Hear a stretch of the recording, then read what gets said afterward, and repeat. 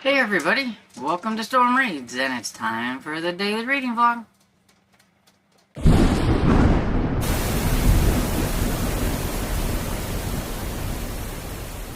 Good afternoon, getting ready to go downstairs soon, so I'll pop in here to give some updates, because I finished a book. Last night, when I was talking about X-Files and kind of wanting to watch X-Files again, it made me look to see if I could find X-Files, and then I may have watched an episode.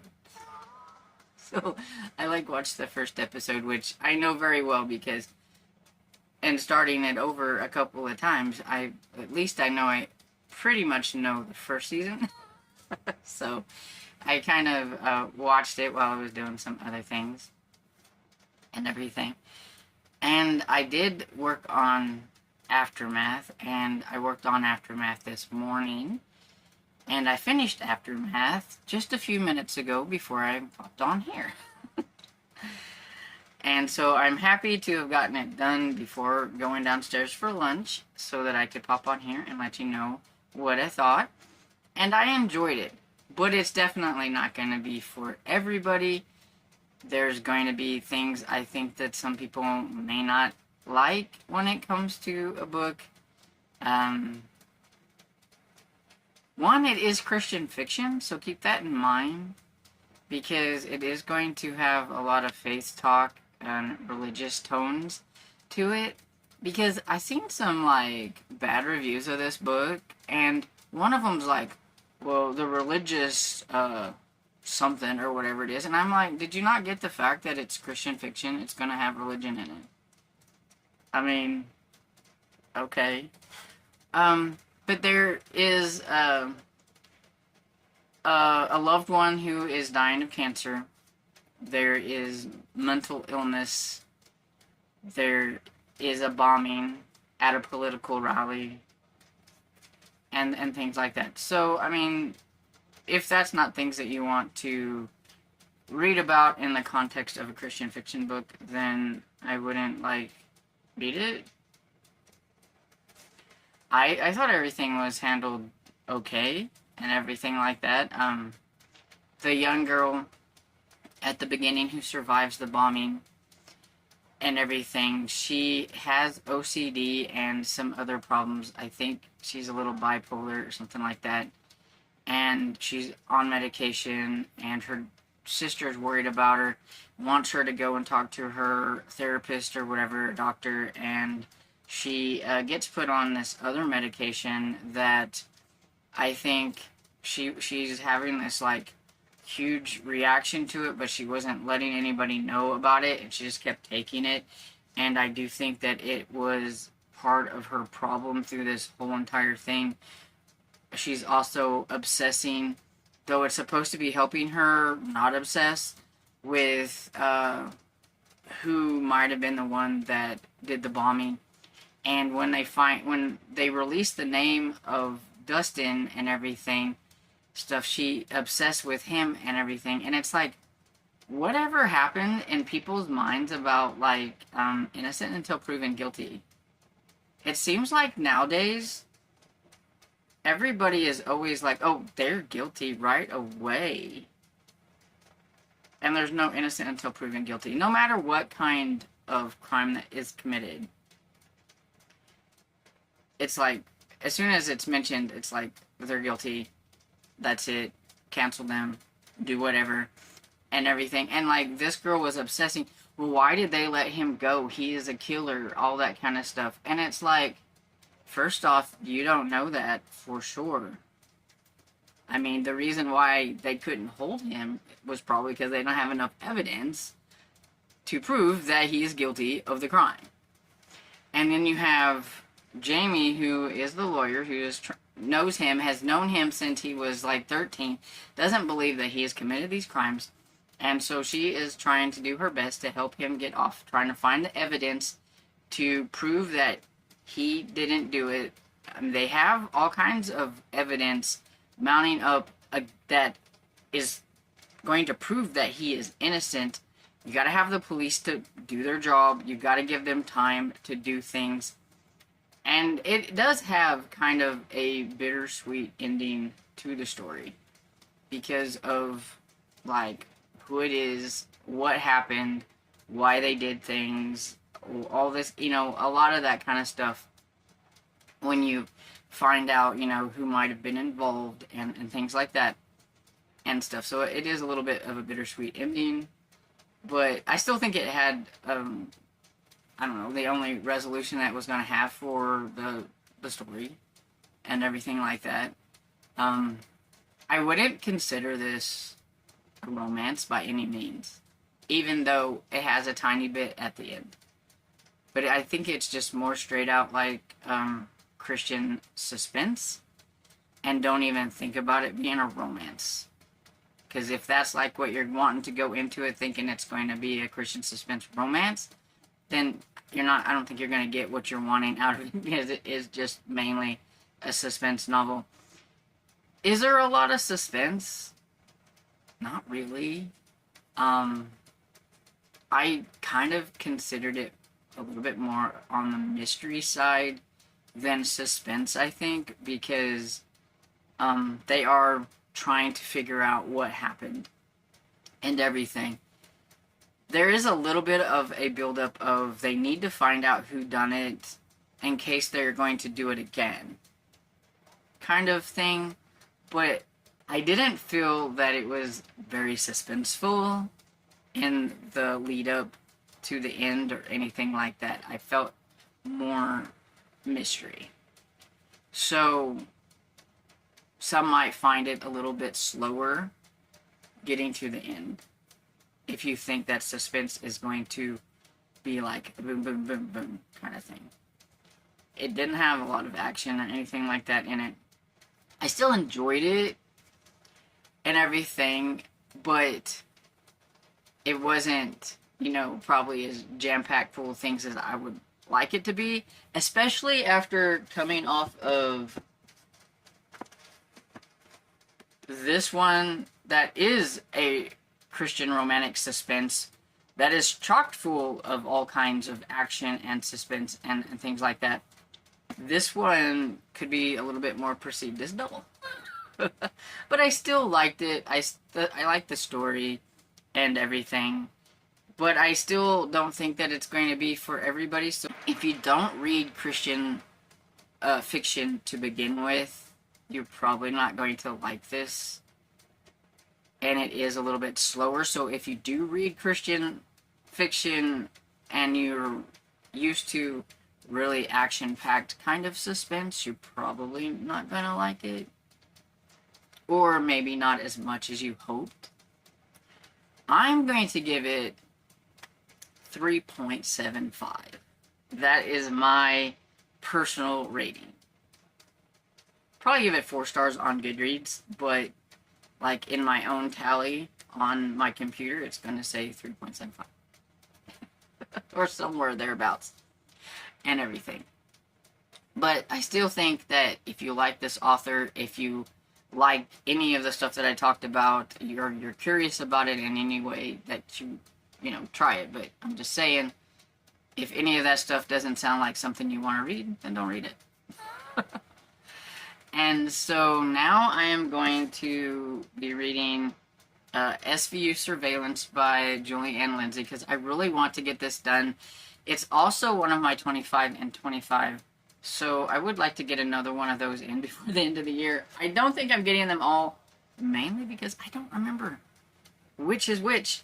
Like I've said before, this year Stormy is going to take note of what she is putting in the 25, or the 26 and 26, or whatever it is. I'm going to remember. That way, I'll know what ones that I am reading off of that. I never went into the 25 and 25 thinking that I would read them all. I just thought it would be fun to see how many I could read. And I should have kept better count. But anyway, I do know this is one of them, so I do want to get to it. I'm on chapter 2, so I haven't gotten really far. But so far, the main character, female, is Gwen. And she, I guess, like, when she was in college, she got brutally, like, attacked. And so now she kind of, like, you know, always in the back of her mind is somebody watching her when she's out jogging or walking or whatever. And so we got that from like the first part, which was it the prologue? Chapter 1? No, it was just chapter 1. Okay. So yeah, like she's getting ready to jog in New Plymouth, Kentucky. And so yeah, so she thinks somebody's watching her, but is it just because, you know, she did get attacked when she was a little younger, and so she still has that, you know, in the back of her mind. And then you have Star Special Victim Unit Detective Lucas Winchester, and I'm just getting to know who he is in Chapter 2. So I don't know anything about him, and I don't know where this is going. But I guess I will see in a bit. It's only about 6 hours on audiobook, so I do think I'll be able to get this one done before August is over. And so, that's my next one. And I have been rather chatty this morning, so I'm going to get off and go fix something to eat. Hey everybody, it is about 3:30 and I've had quite a busy afternoon. And so I thought, while I was still over here in my little spot, that I would go ahead and do my update now.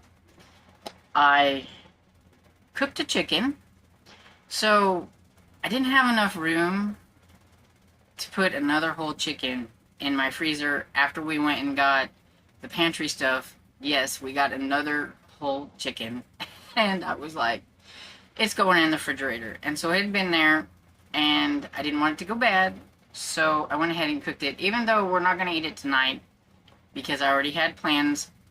We had leftover gravy, and I already told Dad that he could have pancakes and gravy tonight, so we'll probably eat it on it tomorrow. But it's cooling down now in the refrigerator. It'll be easy to pull all the chicken off of the bones and everything, and be able to munch on it that way. I just wanted to get it done. So I did that, and then I come up here and I edited my second part to September new releases, because I'm behind as always. I meant to get this recorded earlier and to have it out, but yeah, I got behind, and so it may get out next week sometime, I don't know. I'd like for it to probably get out tomorrow, but I don't know, because I'm going to have to edit it down. There was a lot of me waffling and mistakes made, and it's like a 30-minute video, but I know I can get it down to probably 25 or more because of all the boo-boos. And so it takes a little while to edit, so I will be doing that probably later and everything. But I thought I would pop on because I have read more of SVU Surveillance. I have to look at that and make myself say SVU because I want to say SUV every time I see that.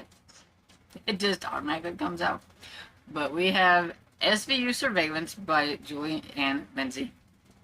And so far it's been pretty good. This lady Gwen who's got a stalker, it's the same one they're thinking from previous time whenever she was in college and was attacked. Lucas was her fiance during that time. This part kind of confused me at the beginning. I even had to like listen to it over again, but just the way it was written out, it just kind of confused me. Lucas was her fiance during college times, but because of what happened and everything, I'm guessing she broke everything off, didn't want any contact with men, and she lives a really solitary life, just going to her work. She doesn't really involve herself into anything. She has tucked herself in and has this very, very small little group of people that she even associates with. But when she was jogging and everything, when she came back to her car, there's an invitation to a homecoming and reunion thing for the college. She's the only car out there that got one. And it really freaked her out. And so she called the only person she knew to call, which was Lucas, who was going to be an architect, I think. But because of what happened to Gwen, he changed courses and become a police officer instead, and so now he works for the Special Victims Unit. Always hoping to find the person who attacked Gwen, but he had never found that person, but he has helped many people since and everything, and so now he's got to protect her from this person again, or at least they think it's the same person, just because of some things that have been going on. And it seems like this person has been stalking her a lot longer than she thought. And so I'm getting almost halfway. I'm close. I am on page 83 of 251. I think it said I was 30-something% in. So I'm trucking right along with this one since I just started it today. So I hope to read some more on it. I would love to finish it tonight. We'll see how that goes. But if not, I know I'll be able to get it finished tomorrow anyway. And so that is my update. Back for the last clip. I didn't do a whole lot of reading or anything, but I did read a little bit on SVU Surveillance by Julie Ann Lindsay. So I am now 104 pages in of 251. So like that. I think it says I'm 39% into the audiobook. So get in there. Definitely has lots of action and things like that. The bad guy nabbed her, but they managed to get away. He threw her out almost into like some traffic, or like where there were cars, to get away. And yeah, so he almost had her again, but he didn't quite make it.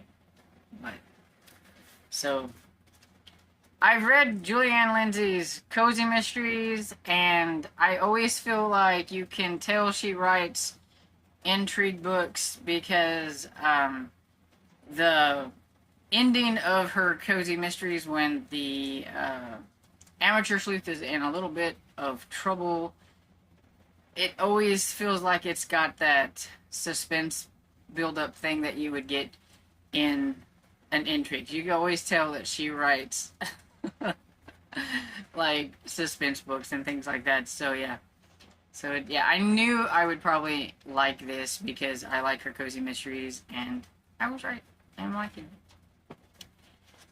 And that's pretty much all I got to say, so I'm going to wrap things up.